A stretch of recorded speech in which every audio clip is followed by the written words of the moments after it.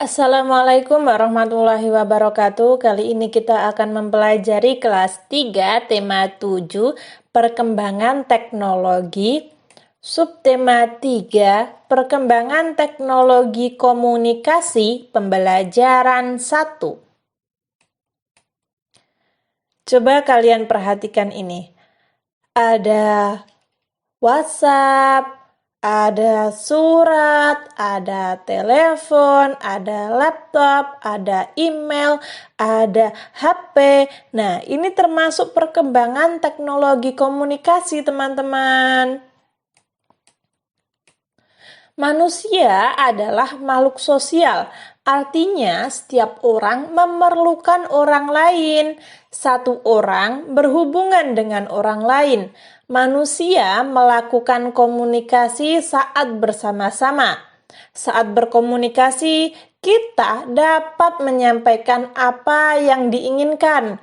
Saat berkomunikasi, kita dapat menyampaikan apa yang kita pikirkan.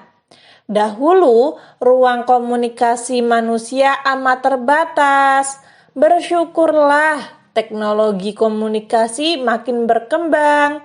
Kini, kita dapat berkomunikasi dengan siapa saja dan di mana saja. Mari kita pelajari perkembangan teknologi komunikasi agar hidup makin berarti.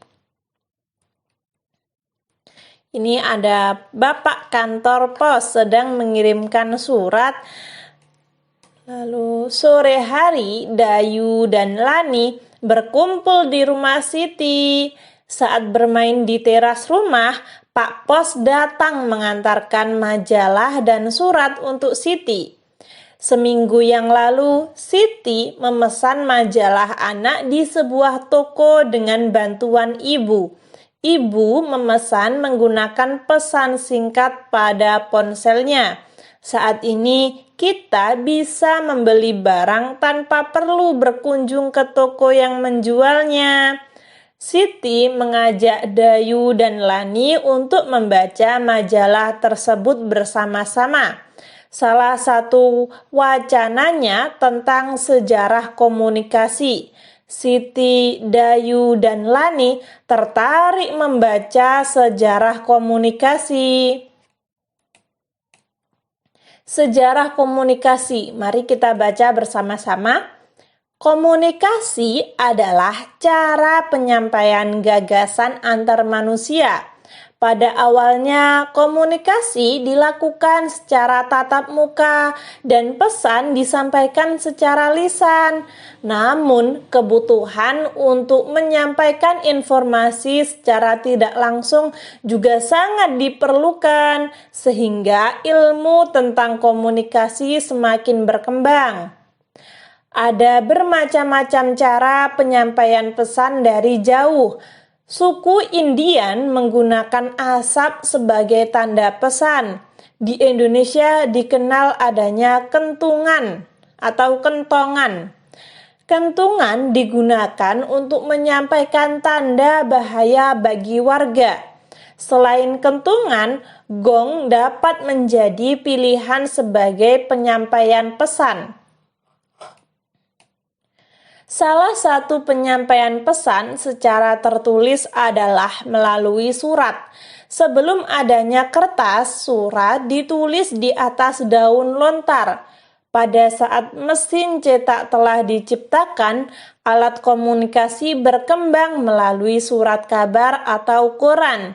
Setelah surat kabar, media komunikasi seperti radio dan televisi mulai berkembang. Saat ini ada jaringan internet. Manusia dapat bertukar informasi melalui surat elektronik. Manusia dapat juga bertukar informasi melalui berbagai jejaring sosial. Jejaring sosial dapat menghubungkan ke belahan dunia manapun. Lebih luas ya teman-teman jangkauannya. Tuliskan kalimat utama setiap paragraf. Nah, kalimat utama adalah sesuatu yang menjadi pokok pembicaraan pada satu paragraf tersebut.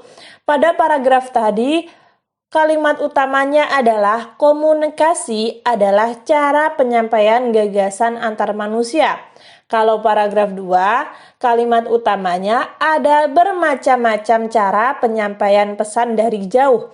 Oh ya, ini soalnya ada pada halaman 119 ya teman-teman. Kalau paragraf 3 itu salah satu penyampaian pesan secara tertulis adalah melalui surat. Paragraf keempat, saat ini ada jaringan internet. Nah, itu adalah kalimat utama dari masing-masing paragraf. Ide pokok suatu bacaan dapat ditemukan jika kita membaca dengan teliti. Ide pokok ditemukan pada kalimat utama tiap paragraf. Ide pokok adalah gagasan utama dari bacaan tersebut. Setelah mengumpulkan kalimat utama dari setiap paragraf, maka dapat diketahui bahwa ide pokok dari teks bacaan di atas adalah seperti ini. Yang pertama, tadi kan ada 4 paragraf ya teman-teman. Yang pertama, cara penyampaian gagasan antar manusia, cara menyampaikan pesan dari jauh, cara menyampaikan pesan secara tertulis, dan manfaat jaringan internet. Maaf ya teman-teman, ini jaringan ya. Saya salah ketik, kalian bisa membenarkan sendiri. Jaringan kurang huruf N. Lalu, tuliskan kembali kata-kata yang digarisbawahi pada kotak berikut. Ini ada pada halaman 120 yang kotak atas ya. Tadi ada gagasan, pesan, lisan, informasi, keuntungan, penyampaian, surat, koran, dan media internet. Itu adalah kata-kata yang digarisbawahi. Lalu, carilah arti kata tersebut dalam kamus. Nah, gagasan, apa itu gagasan? Gagasan adalah hasil pemikiran atau ide. Kak, ini mau ditulis di mana ya, Kak? Nah, kalian bisa tulis di buku tulis kalian masing-masing ya. Karena menurut saya pada halaman 120 itu kolomnya kurang besar ya. Gagasan, hasil pemikiran atau ide. Pesan, itu artinya nasihat, perintah, permintaan, amanat. Nah, di sini kan ada koma-koma gini kan teman-teman. Kalau menurut kalian ini terlalu panjang, kalian bisa pilih perintah gitu saja, nggak apa-apa. Nasihat gitu saja juga nggak apa-apa, nggak perlu ditulis semuanya. Tapi ketika kalian mau menulis semuanya itu lebih bagus. Informasi itu kabar atau berita tentang sesuatu. Keuntungan itu mendapat untung atau laba. Penyampaian, proses, cara, pembuatan, penyampaikan. Lisan, kata-kata yang diucap, surat, kertas, dan sebagainya yang tertulis. Lalu nomor 8 tadi juga ada koran ya teman-teman. Koran itu lembaran-lembaran kertas bertuliskan kabar. Media, alat komunikasi seperti koran, majalah, radio, televisi, film, poster, dan spanduk. Sedangkan internet adalah jaringan komunikasi elektronik yang menghubungkan jaringan komputer dan fasilitas komputer yang terorganisasi di seluruh dunia melalui telepon atau satelit. Setelah itu, nah ini pada halaman 120 yang bawah ya teman-teman. Buatlah kalimat menggunakan kata-kata yang digarisbawahi.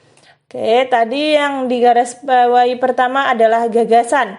Roni memiliki gagasan yang bagus. Ini contoh penggunaan kata gagasan ya teman-teman. Lalu yang kedua itu tadi pesan ya. Ibu mengirim pesan lewat SMS. Yang ketiga adalah lisan. Zira menyampaikan pesan secara lisan. Yang keempat, informasi. Informasi yang disampaikan oleh guru cukup jelas. Setelah itu ada keuntungan. Penjualan saya hari ini berhasil mendapat keuntungan atau laba. Lalu yang keenam, penyampaian. Penyampaian yang dilakukan oleh Pak Bupati sangat jelas. Yang ketujuh, surat. Ibu menerima surat undangan pernikahan keponakannya. Yang ke-8, koran. Tadi pagi saya kedatangan petugas yang mengantarkan surat. Maaf ya teman-teman, ini saya salah ketik, kalian bisa memperbaikinya sendiri. Tadi pagi saya kedatangan petugas yang mengantarkan koran. Lalu saat ini saya belajar menggunakan media online. Lalu internet. Ketika mengakses media sosial, kita membutuhkan jaringan internet. Nah, seperti itu. Saya ulangi lagi, ini ada pada halaman 120 yang paling bawah ya. Siti mendapat kiriman kartu ucapan terima kasih dari toko majalah yang pernah Siti pesan. Kartu tersebut cantik sekali. Kartu itu disebut kartu pos. Unsur garis, bidang, dan warna pada kartu pos menarik untuk dilihat. Nah, di sini ada warna oranye dan biru ya. Lalu ada hiasannya seperti ini. Pada halaman 122, Siti mengajak Dayu dan Lani membuat kartu pos. Siti menyediakan karton seukuran kartu pos. Selanjutnya, Siti, Dayu, dan Lani menghias sekeliling kartu pos dengan karya hiasan. Nah, ini bisa kalian hias teman-teman. Misalnya kalian suka bunga, kalian bisa taruh bunga di sini. Atau kalian suka mobil-mobilan, kalian tulis di sini. Seperti itu ya. Saya ulangi lagi, ini ada pada halaman 122. Kalian bisa menghiasinya sesuka hati kalian. Kartu pos mempunyai 4 tepi. Jumlah panjang keempat tepinya disebut keliling kartu pos. Persegi panjang mempunyai 4 sisi. Jumlah panjang keempat sisinya disebut keliling persegi panjang. Setiap bangun datar memiliki keliling. Kita dapat menemukan keliling dari setiap bangun datar dengan mudah. Nah, yang tepi-tepi ini loh teman-teman, pinggir ini namanya keliling ya. Lalu di sini keliling bangun datar adalah jumlah panjang sisinya. Amati berbagai bangun datar yang ada di kelasmu. Temukan kelilingnya bersama temanmu. Amati gambar-gambar di bawah ini. Tebalkan sisi yang menunjukkan keliling dari bangun datar tersebut. Misalnya ini persegi panjang. Kelilingnya mana teman-teman? Ya, yang ini ya, yang pinggir-pinggir ini loh teman-teman. Nah, ditebali warna hijau. Lalu di sini ada bangun datar. Saya akan menebali di sini warna merah saja ya. Nah, yang tepi-tepinya, yang pinggir-pinggirnya ditebali seperti ini. Yang tengah nggak usah ya teman-teman, hanya yang pinggirnya saja. Nah, yang saya garis atau yang saya tebali warna merah, itulah keliling dari bangun datar tersebut. Kesimpulan, tadi kita sudah belajar apa saja teman-teman? Yang pertama, membuat kalimat dari kosakata baru yang telah ditemukan. Mewarnai keliling bangun datar yang menunjukkan arti dari keliling. Oh ya teman-teman, pada halaman 124 itu kalian tebali yang garis pinggir-pinggirnya ya teman-teman. Seperti yang saya contohkan tadi, yang warna merah. Lalu menghias karya dekoratif pada kantor pos.